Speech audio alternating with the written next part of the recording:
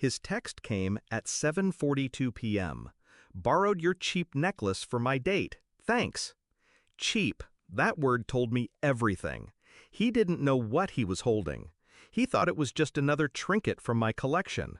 He thought he could mock me, take without asking, and I would laugh it off like always. I typed back one line, "Have fun." Then I called my security team.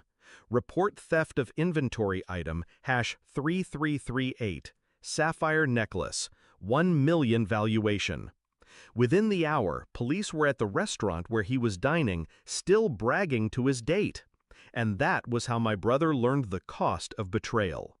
We were close once, at least I believed we were. I grew up protecting him, covering his mistakes, lying for him when he stole cigarettes from Dad's drawer or cash from Mom's purse.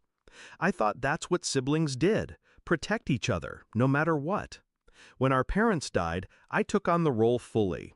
He was reckless. I was responsible. He drank through his inheritance in a year. I invested mine. He crashed cars. I built a company. Still, I never turned my back. I paid his debts. I found him work. I let him stay in my house when he lost his apartment. I told myself I was saving him. But saving someone who enjoys drowning is just another form of suicide. The first betrayal was small, a watch missing from my drawer. He swore he borrowed it, but I found it later in a pawn shop. I forgave him. The second was money from my office safe. He denied it. I forgave him. But the third I didn't forgive. One night, I walked into my study and found him going through my locked inventory. The pieces weren't just jewelry, they were assets, securities disguised as beauty. He laughed when I caught him, drunk and careless. "You've got so much. What's one necklace?" I didn't answer. I just looked at him, and in that silence, my love for him cracked. So when his text came, mocking, arrogant, I knew it wasn't just about the necklace. It was about the years of disrespect, the entitlement he wore like cologne. This time, I wouldn't forgive. This time, I would teach him the difference between cheap and priceless. The plan wasn't impulsive. It was clean, surgical. The necklace he took wasn't randomly chosen.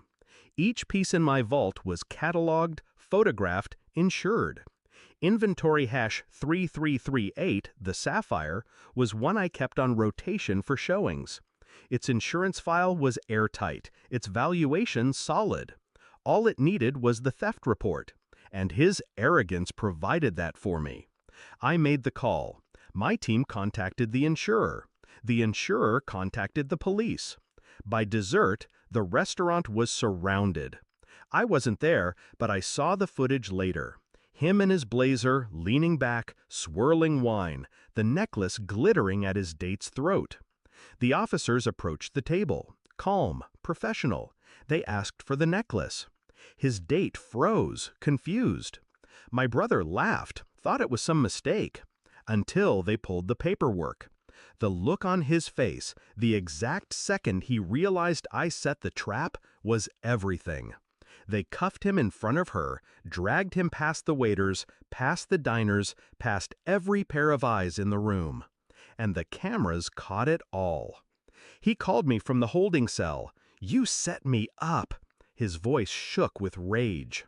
"No," I said evenly, "you set yourself up. I just gave the truth a little push." "You're my sister." "I was," I answered, "until you made yourself my thief." Silence. Then the line went dead. The fallout was swift. $1 million theft charge isn't something you talk your way out of. His record didn't help. 2 DUIs, unpaid debts, a trail of burned bridges. No one believed it was a misunderstanding. No one believed he was innocent. And I didn't lift a finger to help. Not this time. People ask me if it was cruel, if maybe I should have given him one more chance. But here's the truth. Cruelty isn't letting someone face the weight of their choices. Cruelty is allowing them to keep destroying you piece by piece while you smile and stay silent. I protected him my entire life, and he thought it made me weak. He thought my love meant immunity. Now he knows better. The sapphire necklace sits back in my vault now, secure, untouched. To anyone else, it's just another jewel. To me, it's justice crystallized. Proof that silence can cut sharper than rage.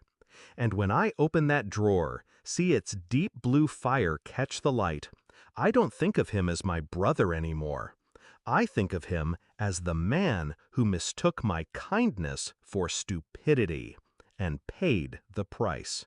Because in the end, he was wrong about one thing. The necklace was never cheap, but betraying me was.